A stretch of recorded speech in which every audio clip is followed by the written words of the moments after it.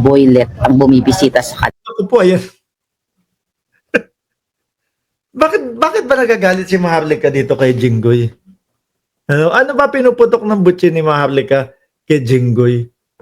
No, yung una nating vlog, ano daw sabi?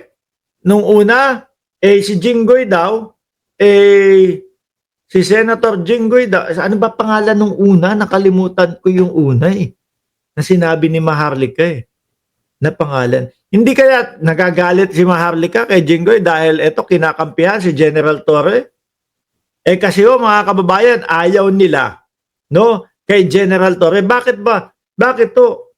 Biruin mo ba naman si General Torre ang nagpasok sa Oblo doon sa mag-best friend na iniidolo nila. Di ba, Taytigas, Pideyalik ni Jing. Kumbaga, eto, sa Pideyalik pa. Ano po? Pero ngayon ko lang kasi napanood kaya i-share ko na din sa inyo. Nang gagalaiti si Maharlika. Pakinggan nyo. Nakulong siya, dalawang artista daw ang na boylet ang bumibisita sa kanya. At meron pa nga Nung nakulong daw si Jinggoy ang tinutukoy dito, mga kababayan, kung hindi ako nagkakamali. Yung una, sabi ni JJ Bar, Gerald daw Di ba? Naalala nyo? Ngayon naman, ito, dalawa. Grabe silang tumira, ano? Paggalit sila doon sa isang tao, babanatan nila ng personal. No? Babanatan nila kung ano-ano kahit, ewan ko kung totoo o hindi yan. Basta nasabi lang tayo, nakikichismis lang dito, mga kababayan. Yung una, Gerald. No? Etong pangalawa, sino ba? Maharlika, sino yung pangalawa? Pangalanan ko ba? At mayroon pa siyang ano. Okay, sige, ganito natin bigyan natin dito. Kami message na sa akin. Meron pa siyang gustong tsorbahin. Ako, may tsorbahin. Grabe. Gaano ka nalalaman itong mga to? No? Sabi ni Tommy Cereza Force, ex ni Jinggoy, si Lucaret. Ay, totoo? Chismis yun, uy. No? May dalawa daw gustong tsorbahin. Nag-hank na hank, gwapong-gwapo. Ang pangalan, Wendell. Naku po! Si Wendell naman. Ay, nako. Hindi kasi kung eto yung sinasabi ni Maharlika ay dahil nagagalit siya dahil doon sa Pideyalik, mga bossing, naintindihan ko na. Kasi si Jinggoy nung mga panahon na yun, talaga naman pong mga kababayan, talaga namang binabara Di ba? Binabara si Calborales si Morales si Morales kasi, yung kanilang pambato noon, mga bossing, na ngayon wala na, hindi na uulit sikat. Pasamantalang sumikat mga kababayan. Nung nakita, naku, may pera pala sa pagbablog. Naku, may pera pala sa pagbablog. Ayun, dali-dali nang nag-vlog. Diba? Nagla-livestream na din mga kababayan. Siguro ngayon, wala nang nanonood. Huminto na siguro. Diba? Sopla siya dati kasi kay Jinggoy Estrada tuloy. Pero Jinggoy hindi ka daw pinansin. Yan diba? Jinggoy, hindi ka daw pinansin nung pinangalanan na ba yung Wendell Grabe Paggalit sila, damay kung ano-ano, pati personal na buhay, damay. Sabi ni Marijo, Boss Mark, si Wendell Ramos yun, kamag-anak. Ay, hindi po. No? Mga gwapo po sila. Tayo naman po, hindi. 40 na din tayo, mga kababayan. Sila po, gwapo, mga ta-artits po yan. No? Mga mapuputi, mababango, mga hunks.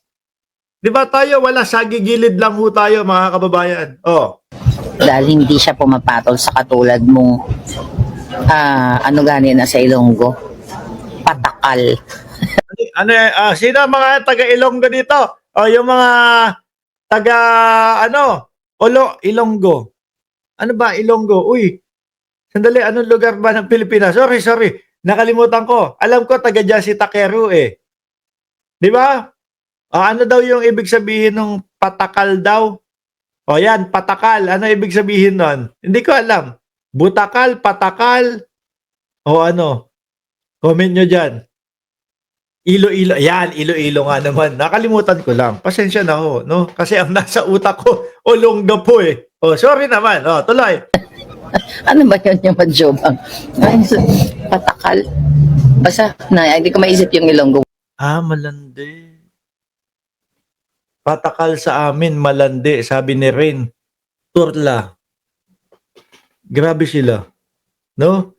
Kapag ka yung tipo bang meron kang ginawa na hindi papabor sa kanila, kagaya nung kay Jinggoy Estrada, talaga namang wala namang ko kasi si ano naman, si ano pangalan no, si Morales naman kasi, mga kababayan, wala ka namang mahihita talaga ito. Alam mo na nagsisinungaling.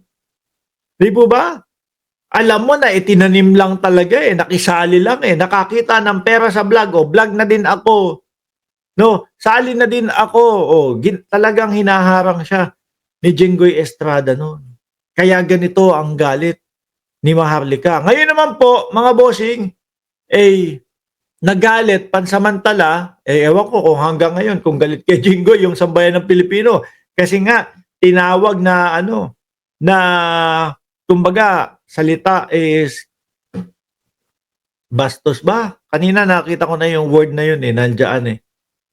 No? Arrogante si General Torre. Ang dami pong ang dami pong umiidolo kay General Torre.